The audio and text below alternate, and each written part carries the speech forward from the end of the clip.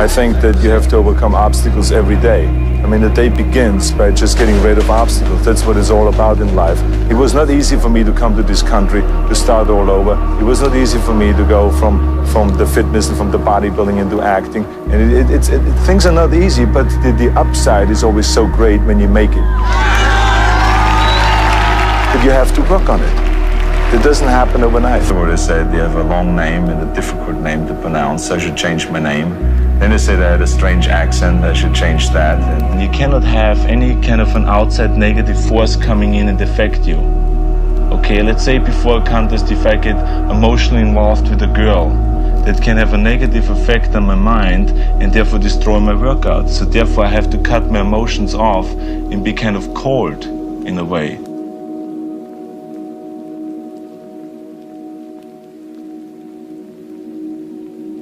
Growing up, you had no plumbing.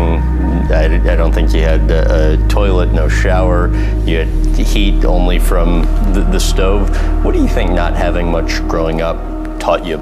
Growing up like the way I did, poor, and with none of those luxuries. All of those things, made you much more hungry for success. So when you grow up like that, you don't shy away from anything. I mean, working to me was kind of like never, oh my God, I have to work. I loved working. If it was in bodybuilding or making an endorsement here or an investment in an apartment building or starting a mail order business or getting into movies or doing this or doing that, it's like, wow, this is really amazing. But it took a lot of hard work, but I never shied away from work. And I think that my hunger and my desire and my fire in the belly, and that nothing could stop me, I think that comes from growing up the way I did. It doesn't matter who it is. The most successful person in the world can tell you honestly that they also had a tremendous amount of failures. It's not always just success. The key thing is that we learn from the failures actually more than from our successes. It doesn't matter if you talk about the best basketball player. I remember Michael Jordan one time said in an interview that he missed 9,000 shots. Here he was one of the greatest, if not the greatest basketball player in the world. So yes, you miss. Everyone has failures. So the key thing is that you learn from those failures and you move on. I had my failures in bodybuilding. I lost bodybuilding competitions. Most people only know my victories, which were a lot, but I've also lost. I lost in weightlifting. I lost in powerlifting.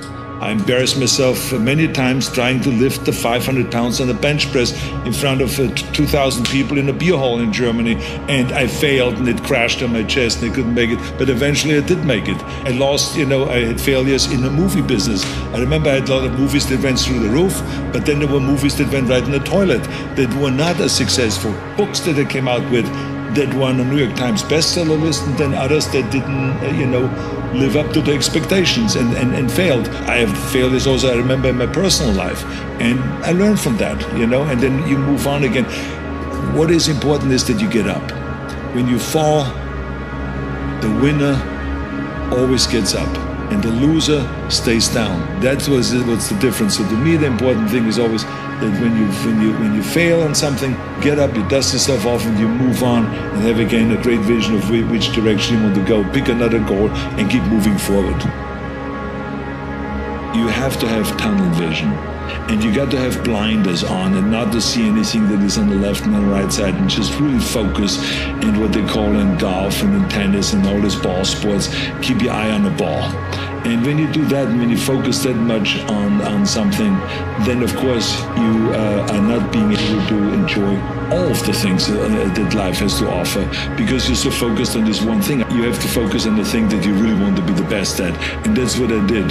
And I don't regret that at all, because you cannot be good in everything, and you cannot do everything and at the same time be a champion in one thing. There is no such thing. So I decided I wanted to be a champion. I decided that I wanted to go all out. Giving back and recognizing that every one of us needs help. I got plenty of help to be where I am today. There's no such thing as a self-made man, as I always say. There's people that helped me to be where I am today. So it is up to me now to inspire other people, to help them, and to go and reach out and to help. And I just love giving back, where you don't think about what is in it for me, but, how can I help? Part of being successful is to give also something back.